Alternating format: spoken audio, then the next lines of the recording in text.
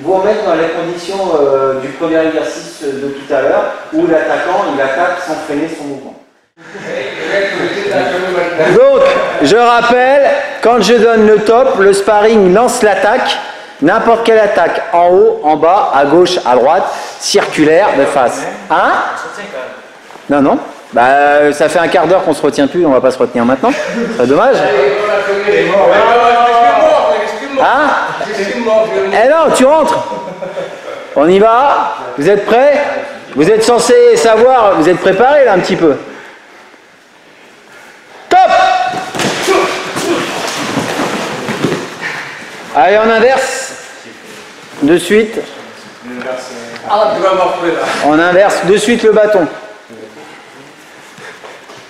Top!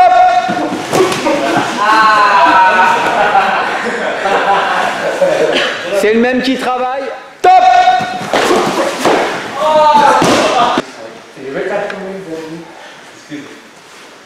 Top!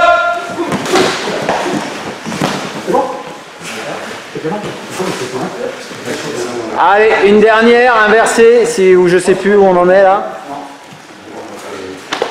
Il en restera un peut-être. Top!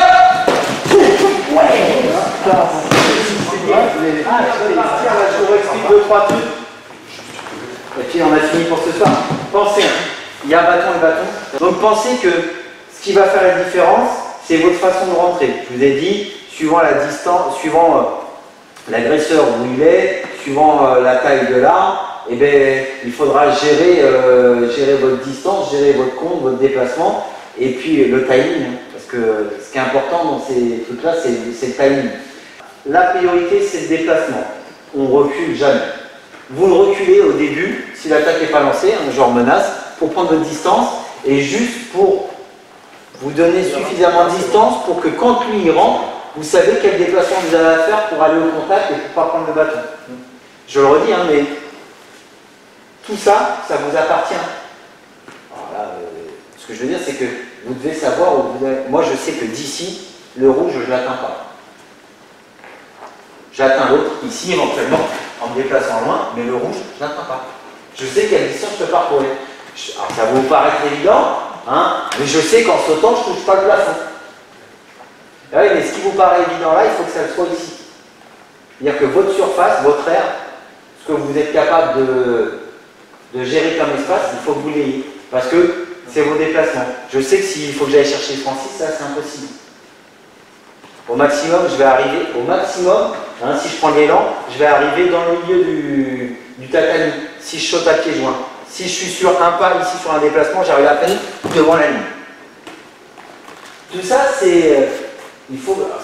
c'est un peu sorti du bâton, mais tout ça, il faut que vous l'ayez en tête pour être le plus efficace possible dans votre schéma de défense. Parce que si vous savez que sur un pas, vous êtes capable de rentrer sur un mec quand il est à 1m50, c'est déjà mieux que si vous êtes à 2,50 m et que vous vous dites sur un pas, je peux aller le chercher, alors que quand vous allez arriver, vous manquez 1 mètre. Quoi. Et ça, sur le bâton, hein, et 1 mètre, ils sont là. Bon, c'est même moins qu'1 mètre. Et vous voyez, ça a son importance à des moments.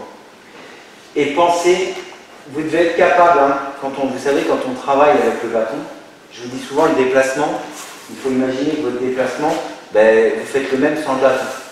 Donc pensez à ça quand vous êtes en contre, allez le plus au contact possible. Je préfère que vous rentriez trop sur le mec et que derrière, ben, il y ait un peu plus de mal à le stabiliser, parce qu'il est en train de reculer, et du coup, pour essayer d'attraper l'arme, ça va être peut-être plus difficile. Mais si vous êtes rentré en lui mettant un impact, il prend déjà un impact.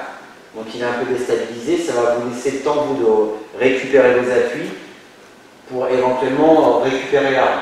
Si vous restez sur place, vous avez, lui, il est en train de rentrer. Donc si vous restez sur place, vous n'avez rien pour contrer sa vitesse. C'est aussi pour ça qu'on avance, hein, j'arrête pas de vous le dire. Et pensez à ce petit déséquilibre avant. Un déséquilibre, mais que vous rétablissez aussitôt. Ça, c'est important de le travailler aussi. Alors que nous sommes sur place. Et merci, et à demain pour ceux qui viennent demain.